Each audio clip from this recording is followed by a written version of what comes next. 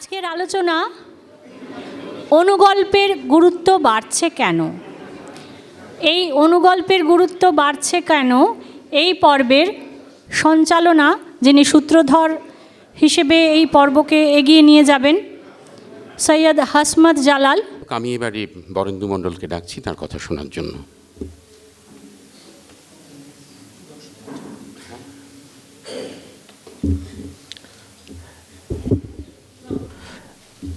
নমস্কার। শুরুতেই কথামালা গল্প উৎসব 2026 এর আয়োজক তাদের সবাইকে আমার কুর্নিশ।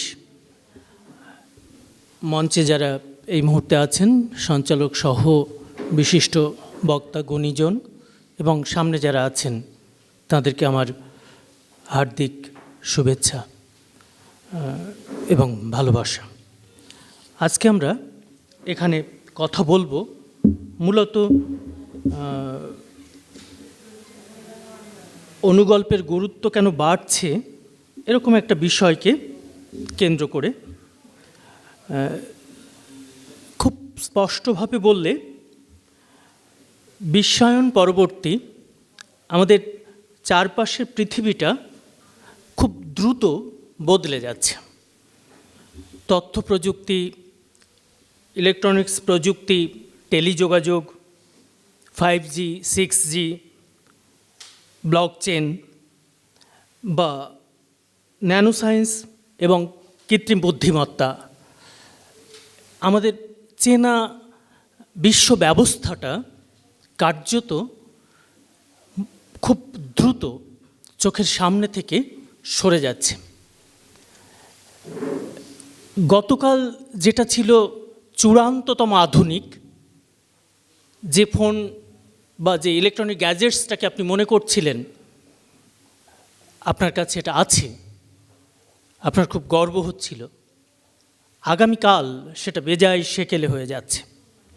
এরকম একটা সময়ে আমরা দাঁড়িয়ে আছি যখন কিনা আজকের এই নেট দুনিয়া বা ব্লগ, ফেসবুক, টুইটার এর যুগে খুব দ্রুত এই অনুগল্পের একটা গুরুত্ব তৈরি হয়েছে। শুধু যে এই টুইটার, ফেসবুক বা অন্যান্য মাধ্যমগুলো, ইলেকট্রনিক্স মাধ্যমগুলো তা কিন্তু নয়, তৈরি হয়েছে কার্যত আমাদের প্রিন্টিং মিডিয়ার মধ্যেও। তবে হ্যাঁ, একথা স্বীকার করতেই হবে যে প্রিন্টিং মিডিয়ায় ততটা অনুগল্প এখনও প্রভাব ফেলতে পারেনি, এটা সত্য। কিন্তু কেন ঠিক এরকম একটা ব্যবস্থার দিকে আমরা এগিয়ে গেছি সেটা প্রযুক্তি বলবে, সেটা বিজ্ঞান বলবে। আর সাহিত্যের ছাত্র হিসেবে আমরা যেটা বলতে পারি, আমরা যেটা বুঝতে পারি সেটা হলো এই, আগে ছিল এপিকের যুগ। এপিক থেকে সরে এসে আমরা ধীরে ধীরে লিটারেরি এপিক বা সাহিত্যিক মহাকাব্য, তারপরে গীতিকবিতা থেকে কবিতা থেকে হাইকুর দিকে আমাদের ট্রেন্ড। আগে ছিল গ্র্যান্ড ন্যারেটিভের কাল, যখন ওয়ার অ্যান্ড পিস লেখা হতো। আর লেখা হবে না, কেননা গ্র্যান্ড ন্যারেটিভ থেকে আমরা সরে আসছি ন্যারেটিভ থেকে সরে আসছি আমরা মাইক্রোফিকশনের দিকে। এই যে জার্নি, সময়ের এই বদলটা যদি আমরা খেয়াল করি তাহলে বুঝতে পারবো যে আমাদের সাহিত্যে সম্ভবত আর হয়তো তিস্তাপাড়ের বৃত্তান্ত লেখা হবে না, আর হয়তো অন্নদাশঙ্করের মতো কেউ সত্যাসত্য লিখবেন না, বা রবীন্দ্রনাথের মতো গোরা আর কেউ লিখবেন না। তার কারণ তারা উপন্যাস লিখবেন, নিশ্চয়ই লিখবেন, কিন্তু ন্যারেটিভ আর গ্র্যান্ড ন্যারেটিভ এই লেখার মধ্যে একটা শুধু সময়ের কালগত ব্যবধান তো নেই, কেবল একই সঙ্গে আছে সময়কে আমি কিভাবে দেখছি এবং সময়কে কিভাবে ইন্টারপ্রেট করছি। আজকে যারা মাইক্রোফিকশনের মধ্যে এসে গেছেন তারা আসলে ওই অনুগল্পের এক মহাবিশ্বকে নির্মাণ করতে চাইছেন। অনুগল্প হলো আসলে সেই সংক্ষিপ্ত গদ্য আখ্যান, ঘনীভূত সেই মুহূর্ত কথা, যা চরিত্র, ঘটনা, পরিবেশের সামগ্রিক উপস্থাপনা না করেই ইঙ্গিতময়তার মাধ্যমে পাঠকের মনে পূর্ণাঙ্গ একটি ছোট গল্পের চকিত অনুভূতি ছড়িয়ে দিতে পারে। আর ঠিক এই জায়গা থেকে অনুগল্পের লেখককে শব্দ ব্যবহারে ভীষণ কৃপণ হতে হয়। অনুগল্পের লেখককে বাকবিন্যাসে খুব চতুর হতে হয়, খুব স্থিতধী প্রত্যয়ী হতে হয়। এই জায়গাটায় একটা কথা বোধহয় আমাদের একটু বলতে হবে, সেই জায়গাটা হলো যে অনুগল্পের অনু অমধ্যাহ্নই হস্যকার। খেয়াল করবেন, অনু কিন্তু উপসর্গ নয়। যদি উপসর্গ হতো তাহলে ওটা অদন্তান্বয় হস্য হতো। যেহেতু উপসর্গ নয়, আমরা অনুসর্গ অনুকে যেহেতু বিশেষণ হিসেবে ব্যবহার করছি, অনু যে গল্প, অনুগল্প, এই অনু অর্থ, তার আবিধানিক অর্থ আমরা সকলেই জানি, তা বাহুল্যহীন, একেবারে আকস্মিক, প্রতীকী দোতনাযুক্ত, পদার্থের একেবারে ক্ষুদ্রতম অংশ। এই জায়গা থেকে আমরা দেখব যে আমাদের অনুগল্পের যে জগৎ, সেই জগৎটা কিন্তু বিগত মোটামুটি 7 দশক আগে থেকেই প্রায় ইউরোপে এবং স্ক্যান্ডিনেভিয়ায়, আমেরিকাতে, লাতিন আমেরিকাতে, উত্তর আমেরিকা এবং লাতিন আমেরিকা, এবং সঙ্গে সঙ্গে আমাদের দেশেও সেটা রবীন্দ্রনাথ বনফুলের হাত দিয়ে তার একটা বিরাট প্রচলন তৈরি হয়ে গেল। রবীন্দ্রনাথ যাত্রাটা শুরু করিয়ে দিয়েছিলেন, তিনি মূলত লিপিকার মধ্যে দিয়ে এর চর্চাটা শুরু করছেন। সেটা আপনাদের সকলেরই জানে, বারবার এই প্রসঙ্গ এসেছে, তবু শুধু আমি একটুখানি একটা কথা প্রসঙ্গটা ধরিয়ে দেব কেবল আপনাদের। যখন রবীন্দ্রনাথ নোবেল পুরস্কারের আগে, যখন প্রায় 13 মাস তিনি বিদেশে থাকছেন, যখন সং অফারিংসের কবিতাগুলো তিনি অনুবাদ করছিলেন, সেই সময় তিনি অনুবাদ করছিলেন ইংরেজি গদ্যে। খেয়াল করতে হবে, সেই সময়ের তিনি সত্যেন্দ্রনাথ দত্তকে একটা চিঠি লিখছেন। চিঠিটা ছিল এরকম যে, কবিতার সুস্পষ্ট ঝঙ্কার না তুলেও গদ্যের মধ্যে কি কবিতার অনুরণন সৃষ্টি করা যায় না? আমি স্মৃতি থেকে বলছি, কিন্তু ঠিক বলছি, আমি নিশ্চিত। এই যে গদ্যের মধ্যে কবিতার অনুরণন সৃষ্টি করা যায় না, জিজ্ঞাসা চিহ্ন সূচক একটি চিঠি। সত্যেন্দ্রনাথ দত্ত এই চিঠির উত্তর দেননি, কার্যত তার কাছে কোনো উত্তর ছিল না। রবীন্দ্রনাথ এই চেষ্টাটাই করেছিলেন, কবিতার সুস্পষ্ট ঝঙ্কার না তুলেও গদ্যের মধ্যে কবিতার অনুরণন তৈরি করেছিলেন তার লিপিকাতে। আর তাই লিপিকার রচনাগুলো খানিকটা কবিতার অনুরণন ধ্বনিত ভেতরে ভেতরে। এমনকি বুদ্ধদেব বসু যে আধুনিক বাংলা কবিতা সংকলনটা প্রস্তুত করবেন, সেই সংকলনে রবীন্দ্রনাথের 52টা কাব্যগ্রন্থের থেকে একটি কবিতা নিলেন না। আধুনিক বাংলা কবিতার সূচনা বুদ্ধদেব বসু করছেন রবীন্দ্রনাথের লিপিকা থেকে নেওয়া 2টি রচনা দিয়ে। রবীন্দ্রনাথ এগুলোকে কবিতা কখনো বলেননি, বলেছিলেন আমার এই রচনাগুলি। খেয়াল করতে হবে। পরে রবীন্দ্রনাথ অনুগল্প না বলে, অনুগল্পের কনসেপ্ট খুব আধুনিক, রবীন্দ্রনাথ কথানু শব্দটি ব্যবহার করছিলেন। আর ঠিক সেই সময়ে রবীন্দ্রনাথের কাছ থেকে আমরা পাচ্ছি একটা খুব চমৎকার লেখা। আমি লেখাটা একটুখানি ছোট্ট করে পড়ছি।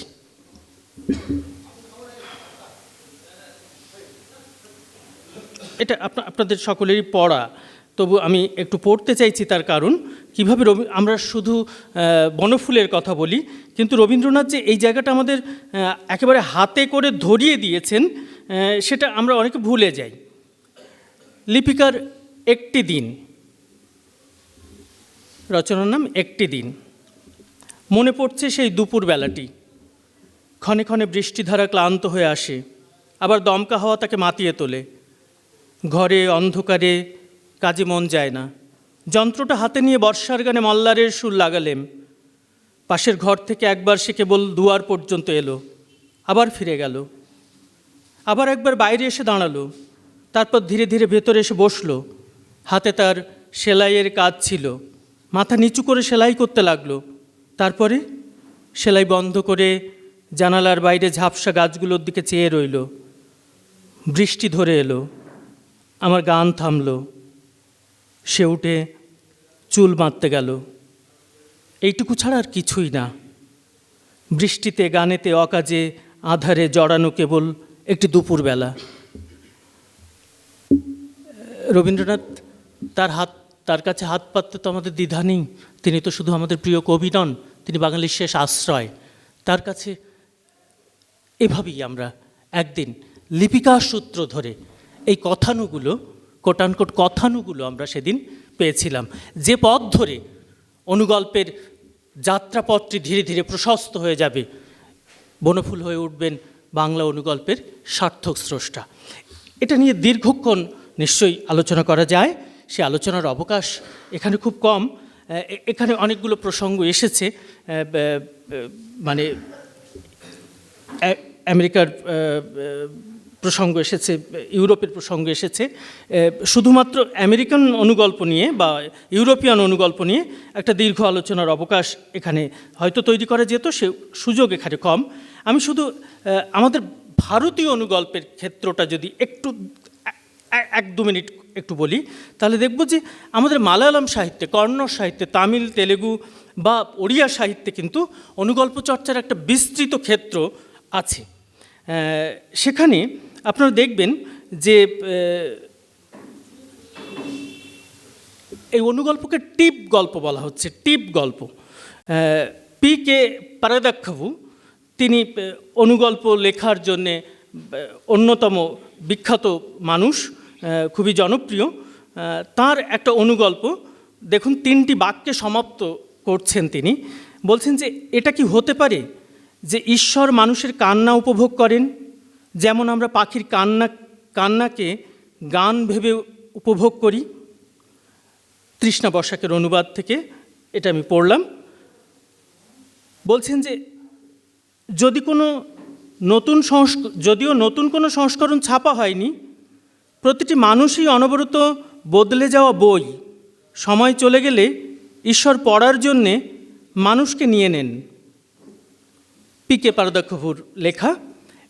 আমরা দেখব যে কি আশ্চর্য, অনুগল্প মধ্যে দিয়ে, অনুগল্প শুধু সংহত নয়, অনুগল্প শুধু কবিতার মতো স্পন্দিত নয়, অনুগল্প আসলে শেষ পর্যন্ত হয়ে উঠতে চায় একটা দর্শন। আমাদের মনে পড়ে যায় যখন এই তথাকথিত আখ্যানের ইতিহাস তৈরি হয়নি, যখন কিনা একেবারে জাতকথ্য বর্ণনার যুগ থেকে ধীরে ধীরে কথা আখ্যায়িকার ধারণাটা আমাদের মধ্যে আসছে, যে সময়ে জাতকের কাহিনী লেখা হচ্ছে, যে সময়ে বাইবেলের প্যারাবলগুলো লেখা হচ্ছে, আপনারা খেয়াল করে দেখবেন তো, জাতকের গল্প বা বাইবেলের যে প্যারাবলগুলো, সেগুলো যতটা না গল্প, তার থেকে অনেক বেশি দর্শন। আমাদের প্রাচীন ভারতীয় কথা আখ্যায়িকা বা এই হিতোপদেশের গল্প, পঞ্চতন্ত্রের গল্প বা জাতকথ্য বর্ণনা বা একটু আগে আমাদের হাসমদ্দ ধরিয়ে দিচ্ছিলেন যে গোপাল ভাঁড়ের গল্প, এই ধরনের যতগুলো প্রাচীন ভারতীয় টেক্সট আছে, প্রাচীন ভারতীয় এবং মধ্য ভারতীয় টেক্সট আছে, তার মধ্যে শেষ পর্যন্ত দেখবেন অদ্ভুতভাবে তারা একটা দর্শনকে তুলে ধরতে চান। আমাদের প্রাচীন ভারতীয় আখ্যানে যখন কিনা গল্পের সূচনা হয়নি, যখন কিনা অনুগল্পের সূত্রপাত হয়নি, তখন কার্যত আখ্যান ছিল একটা দর্শন, বাইবেলের প্যারাবলের মতো।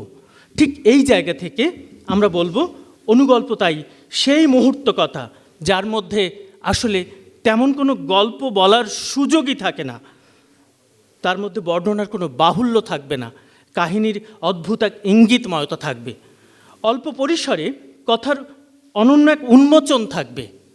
আর এই অনন্য এক উন্মোচন দিয়ে অনেক না বলা কথার বাণীর মহিমা একজন অনুগল্পকার ছড়িয়ে দেবেন পাঠক চৈতন্যে। অনুগল্পের মধ্যে ওই না বলা কথার স্পেসটুকু পাঠক আসলে তখন ক্রিয়েট করতে থাকে। যেমন ওই বেবিস শুজ, সেই বিখ্যাত অনুগল্পটির কথা হাসমদ্দা একটু আগে আমাদের শুনিয়েছেন, তো সেটা রিপিট করছি না। আমি শুধু এখানে বলবো, অনুগল্প আসলে সবটুকু বলে দেয় না, বেশিরভাগ থেকে যায় পাঠকদের জন্যে। সার্থক অনুগল্পের মধ্যে এই সৃজনশীলতার অবকাশ থাকে, আর এই জায়গা থেকে পাঠক ওই অনুগল্পের সঙ্গে অনেক বেশি নৈকট্য অনুভব করে। খেয়াল করে দেখবেন যে কবিতা যেমন আমাদেরকে অনেক বেশি প্রাণিত করে, বোঝানোর দায় নেই কবিতার, কবিতা আমাদেরকে প্রাণিত করতে পারে কেবল। অনুগল্পও ঠিক সেরকম কবিতার মতো আমাদেরকে প্রাণিত করে। ঠিক এই জায়গা থেকে আমরা দেখতে পাবো যে গল্প ভাবনার এক চৌম্বক আকর্ষণ অনুগল্পকার তৈরি করেন এবং তার চমকপ্রদ উপস্থাপনা ব্যঞ্জনার মধ্যে দিয়ে অনুগল্পকার তাকে আকস্মিক সমাপ্তির মধ্যে ছেড়ে দেন। যেখানে ছেড়ে দেন ওই ছেড়ে দেওয়াটাই একটা আর্ট। অন্নদাশঙ্কর বলেছিলেন, প্রায়শই আমরা কোনো না কোনো ছলে নিজেকে দিই। আমার কাছে দেওয়াটা আনন্দের, আর যিনি পান তার কাছে পাওয়াটা যদি আনন্দের হয়, তাহলে দেওয়া ও পাওয়ার এই ছলটাই হয়ে ওঠে আর্ট। অনুগল্পকার ওই ছেড়ে দেওয়াটাই খুব গুরুত্বপূর্ণ। ওই যে শঙ্খবাবু বলেন না কবিতায়, বলিনি কখনো আমি তো ভেবেছি বলা হয়ে গেছে কবে, এভাবে নিথর এসে দাঁড়ানো তোমার সামনে সেও এক বলা। ওই যে ছেড়ে দেওয়া কবিতার, অনুগল্পকার ঠিক ওই রকম এক ব্যঞ্জনা নিয়ে তিনি ছেড়ে দেন। ওই ছেড়ে দেওয়াটা আমি একটা উদাহরণ দিয়ে দেখিয়ে আমার কথা শেষ করব। আমি জাস্ট 1 মিনিট সময় নিই, 1 মিনিট মধ্যে শেষ করছি। হ্যাঁ, সরি।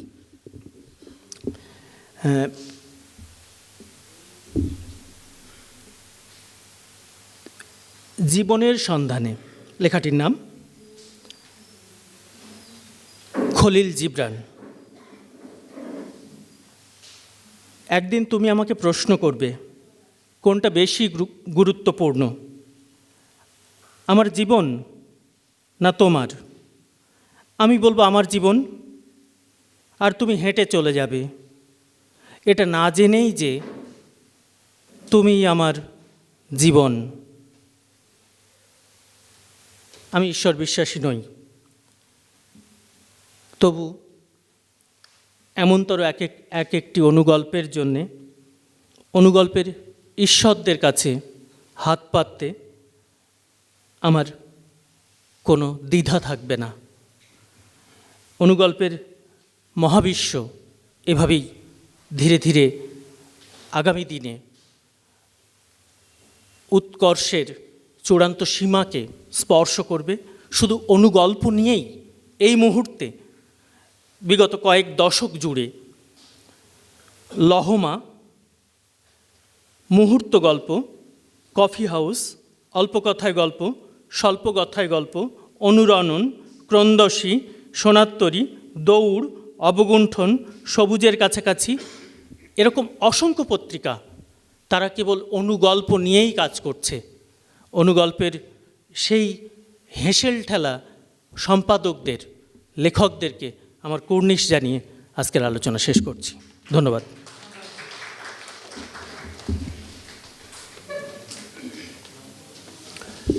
বরেন্দুকে ধন্যবাদ। আমি শুরুতেই যেটা বলছিলাম যে যদি আমরা এটাকে সাহিত্যের একটা সম্পূর্ণ আলাদা শাখা হিসেবে দেখি, মাধ্যম হিসেবে দেখি, তাহলে অনুগল্পের তাৎপর্যটা আমরা একটু অন্যভাবে হয়তো ভাবতে পারবো। বিশেষ করে লিপিকার যে ভঙ্গিমা, সেটা কেন যে বাংলা ভাষায় অনুসৃত হয়নি সেটা ভাবলে একটু অবাকই লাগে বই কি। আর্জেন্টিনার একজন কথা সাহিত্যিক লুইসা ভেনজুয়েলা, তার জন্ম 1938-এ, তিনি অনুগল্পের সঙ্গে উপন্যাস এবং ছোট গল্পের যে তুলনা টেনেছেন তার নিজের ভাষায়, সেটা একটু আমি উদ্ধৃতিটা শোনাচ্ছি। I usually compare the novel to a mammal, be it wild as a tiger or tame as a cow. অর্থাৎ একটা বন্য বাঘ অথবা পালিত গরুর মতো স্তন্যপায়ী যে প্রাণীরা, তার কাছে এটা উপন্যাসের মতো।